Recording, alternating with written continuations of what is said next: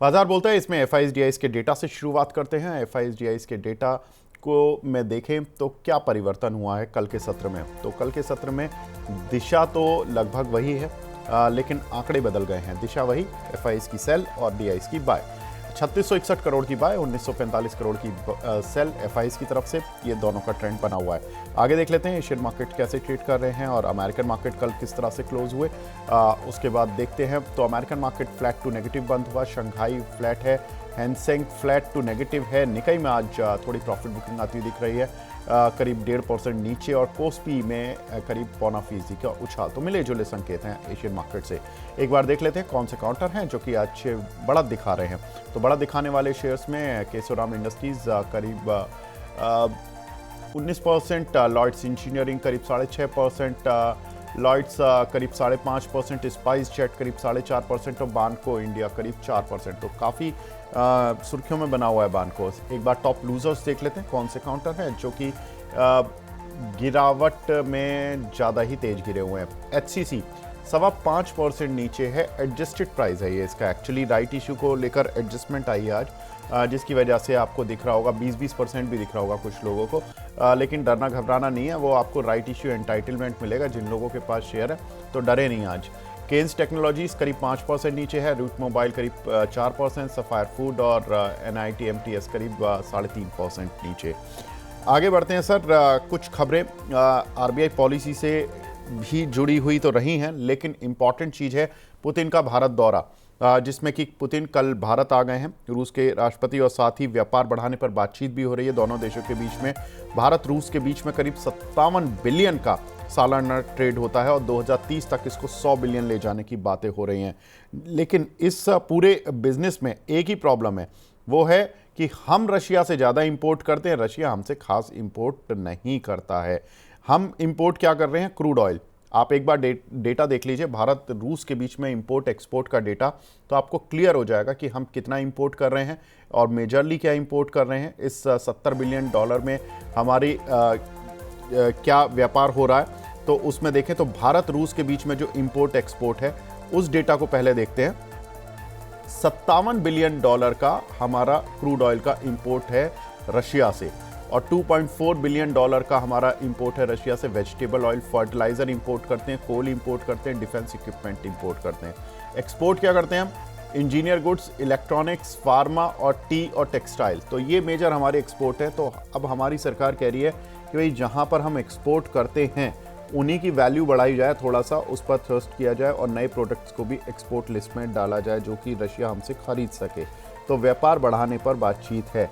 अब यही एक इम्पॉर्टेंट तथ्य भी है।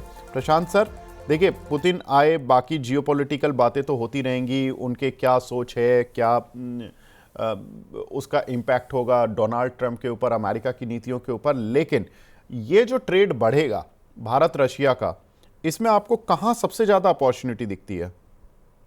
I think pharma can be one sector जहाँ पे हम जो वेस्टर्न कंट्रीज पे डिपेंडेबल हैं, वो थोड़ा सा सब्सिट्यूट के हिसाब से यूरोपियन कंट्रीज या रशियन कंट्रीज को हम लोग एक्सपोर्ट करके थोड़ा सा अपना डाइवर्सिफिकेशन भी कर सकते हो और थोड़ा रिस्क कम भी कर सकते हो। तो मुझे लगता है कि फार्मा पे ज्यादा फोकस करना चाहिए गवर्नमेंट ऑफ इंडिया को, कि we are the best in the world and we want to be manufacturer of the pharma to the world. So ये सेक्टर पे ज्यादा फोकस करना चाहिए। डिफेंस तो obviously they are also expert, हम भी एक ग्रोइंग एक्सपर्ट कंट्री हैं। जिस तरीके से लास्ट टाइम शायद कहीं पे बताया गया था कि they were trying to do some kind of JVs with India for manufacturing defence equipment in India. तो बहुत सारे डिफेंस अपॉर्चुनिटीज मिल सकते हैं यहाँ से जेवी में मैन्युफैक्चर करके उसको एक्सपोर्ट करने में। तो मेजोरिटी मुझे फार्मा में फोकस करना चाहिए अगर गवर्नमेंट को वो एक पोर्शन को बढ़ाना है जहाँ पे अभी शायद $1 बिलियन के नीचे ही है, तो वहां पर अच्छा अपॉर्चुनिटी है and we are expert in that. ठीक है सर। फार्मा में डॉक्टर रेड्डीज, जेबी केमिकल जैसी कंपनीज हैं, इनका एक्सपोजर है रशिया में। आपको लगता है ये कंपनियां ज़्यादा तेजी से ग्रो करेंगी? इफ यस, अगर पुतिन साहब कुछ अगर फार्मा के ऊपर बोलते हैं कि yes we are going to take this from less then $1 billion to at least 5-10 billion going forward for next 5-10 years, so I think जो ऑलरेडी एक्सपोर्ट कर रहे हैं उनको तो एक रेडी अपॉर्चुनिटी मिल जाता है, बट आगे बाकी लोगों को भी वो अपॉर्चुनिटी इक्वली मिल जाती है। But yes, they are already there in the Russian countries exporting their to their clients and all, तो वहां पे शायद portion of business will improve. ठीक है सर, एक डेटा और देखिए, हमारी जो ऑयल कंपनीज हैं बड़ी डरी हुई घबराई हुई घूम रही हैं पिछले कुछ दिनों से कि उनको इंपोर्ट करना कहाँ से, रशिया से, अमेरिका से। और इस चक्कर में कुछ एक हमने रिपोर्ट्स भी खंगाली कि भाई $1 पर बैरल की तेल कीमत बढ़ने का कितना असर होगा। ये इंटरनेशनल मार्केट के तेल की बात नहीं हो रही है केवल, ये बात हो रही है कि इन कंपनियों के लिए भी अगर $1 पर बैरल की कीमत बढ़ जाती है तो एबिटा में जो कमी आएगी आईओसी के 10%, बीपीसीएल में 9%, एचपीसीएल में 7% और सबसे कम आती है रिलायंस में 2.5%। सर, अगर हम रूस से शिफ्ट होकर थोड़ा अमेरिका की तरफ जाते हैं, क्रूड ऑयल खरीदते हैं, या हम रशिया के साथ ही बने रहते हैं और डिस्काउंटेड क्रूड खरीदते रहते हैं, तो ये वाइस वर्सा भी हो जाएगा। $1 क्रूड की कीमत घटने पर इनका एबिटा इतना बढ़ भी जाएगा, तो ये भी एक इंपॉर्टेंट एस्पेक्ट है। आप किस साइड जाएंगे सर, बाय की साइड पर जाएंगे इन कंपनियों में या सेल की साइड पर जाएंगे? आई थिंक जिस तरीके से रिसेंट गवर्नमेंट ऑफ इंडिया ने कुछ ऐसे हेडलाइंस भी बनाए थे कि we are going to no strategically lower some kind of no exposure to the Russian, but अभी तक मुझे वो क्लियर डेटा मिला नहीं है कि हम लोग कितने परसेंटेज टर्म्स में हमने रिड्यूस किया हुआ है। बट अगेन, अगर इंडिया चाहता है कि यूएस को एटलीस्ट डील होने तक कुछ ना कुछ तो नो सपोर्टिव स्टेटमेंट्स या कुछ रीजनेबल परसेंटेज से घटा के यूएस को थोड़ा खुश करके वहां से हम लोग ट्रेड डील को मैनेज करें, तो आई थिंक एक शॉर्ट पीरियड ऑफ टाइम के लिए मुझे लगता है कि थोड़ा सा रशिया से कम होगा, तो that will have direct impact on the OMC companies in their EBITDA margins. But again, long term के हिसाब से मुझे लगता है कि हम लोग जो मेजोरिटी ऑफ द क्रूड है वो रशिया से खरीदते रहेंगे। बट यस, थोड़ा मीनिंगफुल रिडक्शन रहेगा, जो लास्ट 2 साल से खरीद रहे हैं उससे परसेंटेज टर्म्स में कम रहेगा। एंड ऑब्वियसली अमेरिका से कुछ ना कुछ तो खरीदना ही पड़ेगा, because we need to show some data with them कि we are also with you for buying crude. So overall yes, impact है, थोड़ा प्रेशर है। और बट ऑब्वियसली लास्ट 2 साल से ये दो ओवरसीज कंपनीज है, they are already enjoying those kind of discounted price. Real terms में क्रूड भी अच्छा खासा गिर चुका है, तो they are enjoying that benefit, और वो बेनिफिट शायद शॉर्ट टर्म में वो थोड़ा सा नलीफाई हो जाएगा। तो शॉर्ट टर्म में नलीफाई हो जाएगा। ठीक है सर। सर, अगर हम रशिया से क्रूड ऑयल की एक वो देखते हैं हम ओवरऑल हमारी बास्केट में कि कितना क्रूड हम कहाँ से खरीदते हैं, किन देशों से खरीदते हैं, तो FY22 तक हम रशिया से केवल 2% अपनी क्रूड रिक्वायरमेंट का खरीदते थे तेल, लेकिन अब 32% खरीदते हैं। ऑलमोस्ट ये Q1 FY26 तक का डेटा, लेकिन Q2 के भी डेटा मोर और लेस सेम है। 32% के करीब हम क्रूड खरीदते हैं रशिया से, 18% इराक से, सऊदी अरब से करीब 12%, UAE से करीब 10%, अमेरिका से 10% अब खरीदने लगे हैं, कुवैत से करीब 3%, वेनेजुएला से हमारा क्रूड इंपोर्ट नहीं होता है, उनके पास सैंक्शन लगे हुए, अन्य देशों से करीब 15% का क्रूड खरीदते हैं। वेनेजुएला से अब थोड़ा थोड़ा शायद क्रूड आने लगा है। सर, अगर ये डायनामिक्स में थोड़ा भी चेंज होता है, हम 32% जो रशिया से क्रूड खरीद रहे हैं, अगर इसमें पोर्शन घटा के हम ट्रेड डील के चक्कर में यूएस से पोर्शन थोड़ा बढ़ा भी लेते हैं, हालांकि बढ़ाया भी है। आप देखो FY22 में हमारा जो अमेरिका से इंपोर्ट था क्रूड का वो था नहीं, कुछ भी नहीं था, क्योंकि ट्रांसपोर्टेशन कॉस्ट बहुत ज़्यादा है, दूर बहुत है अमेरिका, आते आते क्रूड ऑयल बहुत पैसा भी लग जाता है, वक्त भी। कैसे देख रहे हैं सर इस चीज़ को कि अगर ये थोड़ा भी शिफ्ट होता है तो ये कितना फ़ायदेमंद या हानिकारक होगा हमारे लिए? देखो, शिफ्ट आई थिंक एक मीनिंगफुल शिफ्ट फ्रॉम 10% टू 12-15% तक तो लेके जाएंगे, बिकॉज गवर्नमेंट ने भी स्टेटमेंट्स और कमिटमेंट्स दिए हैं यूएस को कि we will also start buying something from you. But जितना डिस्काउंट रशिया से मिल रहा है उतना डिस्काउंट तो शायद मिलेगा नहीं, वहां पे थोड़ा सा एक ट्रेड सेट ऑफ होगा अपने लिए। बट एवरेज जो country land up price of crude रहेगा वो better than the real market price ही रहेगा, बिकॉज जो डिस्काउंट रशिया में मिल रहा है और जो प्रीमियम थोड़ा सा हम लोग जो यूएस से लेना चाहते हैं, और जो इराक से भी अपने को ऑलरेडी 15-18% आ रहा है, तो landing average cost will be always better for India because of the mix of the countries. So overall for us it will be not so big, but immediate impact थोड़े जो OMCs companies में obviously एक EPS lucrative रहेगा ही, वहाँ पे कुछ तो कुछ इफेक्ट आएगा ही। ठीक है सर, आगे बढ़ते हैं कुछ और खबरों की तरफ। खबरें हैं, अब अमेरिकी ट्रेड टीम भी भारत आ रही है। अब ये बड़ा इम्पॉर्टेंट है कि यहाँ रशिया के राष्ट्रपति आए हुए हैं, पुतिन साहब, और वो तो खैर आज तक ही रुकेंगे, 2 दिन की उनकी यात्रा थी। और उसके बाद फिर नेक्स्ट वीक अमेरिका की ट्रेड टीम आ जाएगी। अभी डेट डिसाइड नहीं हुई है कि अगले हफ्ते में वो किस तारीख को आएंगे, लेकिन तारीख का ऐलान भी जल्द हो जाएगा। आई थिंक वीकेंड में आ जाएगा। पिछली बार वो 16 सितंबर को टीम आई थी उनकी, और उसके बाद हमारी टीम भी गई थी 22 सितंबर के आसपास, जिसका नेतृत्व हमारे कॉमर्स मिनिस्टर पीयूष गोयल साहब ने किया था। अब भारत अमेरिका के बीच ये माना जा रहा है कि ट्रेड डील, एक बीटीए जो बायलेटरल ट्रेड एग्रीमेंट है, वो जल्द से जल्द कर दिया जाए, कम से कम एक पार्ट तो कर दिया जाए, ताकि लोगों को संतुष्टि मिल जाए। सर, क्या लग रहा है ये दोबारा से भारत अमेरिका ट्रेड का जो मामला है दोबारा गरमाएगा? क्योंकि पहले नवंबर एंड से पहले सुगबुगाहट थी 20-21 नवंबर से कि ट्रेड डील आज आ रही है, कल आ रही है, वो कुछ हुआ नहीं। 30 नवंबर जब निकल गया तो लोग शांत हो गए। अब दोबारा से नेक्स्ट वीक से फिर ये कहानी शुरू हो जाएगी। क्या खरीदें? सर ऐसा लग रहा है कि जनवरी से हम लोग आज तक ये तारीख पे तारीख देते ही जा रहे हैं। सो मार्केट्स इमीडिएटली ज्यादा कुछ इस पे इम्पैक्ट नहीं करेगा मेरे हिसाब से, बिकॉज वी ऑलरेडी सीन कि बहुत सारे डिस्कशन हो चुके हैं, बहुत सारे इफ्स एंड बट्स मार्केट्स में आ चुके हैं। So we want to just settle it down right now, but end of the day मुझे लगता है कि ट्रेड डील का जो टिल्ट रहेगा वो इंडिया की तरफ ही रहेगा, बिकॉज यूएस ऑल्सो नोज कि इंडिया अगर झुकना था तो शायद कभी भी झुक जाता था, अभी भी हुआ नहीं, तो obviously they not ignore India for their business. और रिसेंटली भी आप देखोगे तो US administration has given some statement regarding Indian employments, कितना वो मायने रखते हैं अपने बड़े बड़े कंपनीज को चलाने में, आईटी जैसे सेक्टर में या फिनेंस जैसे सेक्टर में, जहाँ पे वो यूएस के कंपनीज के जो टॉप सीईओस हैं, टॉप एमडी से वो इंडिया से आए हैं। तो India has contributed lot of things for their US economy as well as their business economics. तो मुझे लगता है कि they can not ignore, but yes they want to also complete this, because almost एक साल होने के लिए आया। लास्ट जनवरी से ट्रम्प साहब आ चुके हैं, और मुझे लगता है कि अभी जनवरी आने वाला है। तो आई थिंक नेक्स्ट वीक आएंगे तो दिसंबर एंड के अंदर मुझे लगता है कि क्रिसमस गिफ्ट के हिसाब से शायद इंडिया को वो चीज मिल सकता है कि we will close this bilateral trade deal. ठीक है सर। एक और खबर सर, आज आईटीसी होटल के शेयर में थोड़ा सा प्रेशर है। वो इसलिए कि 3856 करोड़ रुपए की करीब ब्लॉक डील होने की बात है। हालांकि ये कल खबर थी कि 3000 करोड़ रुपए की ब्लॉक डील होगी।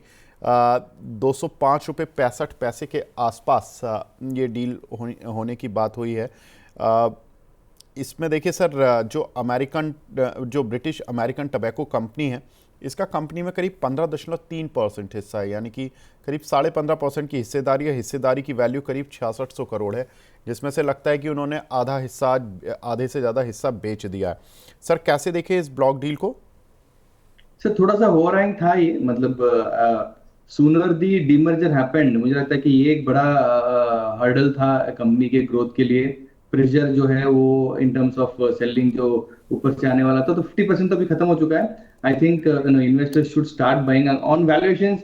ईव बाय एबिटा मुझे लगता है बहुत अच्छा लग रहा है ये लेवल पे, competitive to the other Indian hotels या जो भी बड़े इंडियन होटल्स लिस्टेड हैं। बट मुझे लगता है ये सेकेंड हाफ जो है, और मुझे लगता है मार्च के अंदर जो बचा कुचा बैट का जो स्टेक है वो भी बेच देंगे। तो आई think that will be the final stage of huge selling pressure for ITC hotel.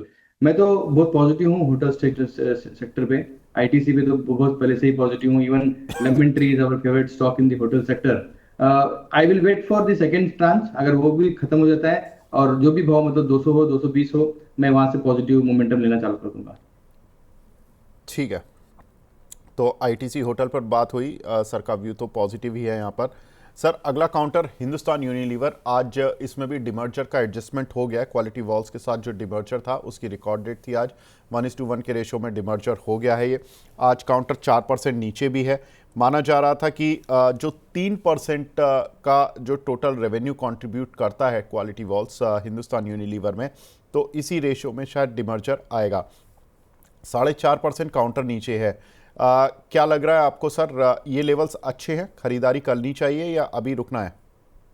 देखो, मैं हमेशा ये सोचता हूँ कि जब भी कोई कंपनी में बड़ा कॉर्पोरेट एक्शन होता है तो मैं थोड़ा सा उस काउंटर से दूर रहता हूँ। Let that demerger happen, let the relisting of the quality ice cream happen, let the selling buying pressure volatility cool down. तो उसके बाद ही मैं सोचता हूँ कि हमेशा कि वहां पे आपको आइसक्रीम लेना है तो आइसक्रीम ले लो, या आपको हिंदुस्तान लीवर ले तो लीवर ले लो। तो I will obviously wait and watch for right time post the corporate action. Right now, अगर आप उसको डीमर्जर का स्टोरी को बाजू रख के अगर सोचते हो तो obviously this is a good company, but again last 2 या 3 क्वार्टर से देखता हूँ कि एफएमसीजी में उतना कुछ खास परफॉर्मेंस आ नहीं रहा है, मतलब धीरे धीरे ये selling pressure overall on the basket. और सेक्टर्स में देखता हूँ तो फंड से भी ज्यादा कुछ सेलिंग आ चुका है, बिकॉज पहले तो उसको डिफेंसिव सेक्टर माना जाता, अभी तो ये परफॉर्मेंस दे ही नहीं रहा है। मतलब आप मार्केट्स ऑल टाइम हाई के आसपास आ चुके हैं, बट कोई भी ऐसे एफएमसीजी कंपनीज नहीं है जहाँ पे they are also making some all time highs. तो for me it's a neutral wait and watch post this corporate action.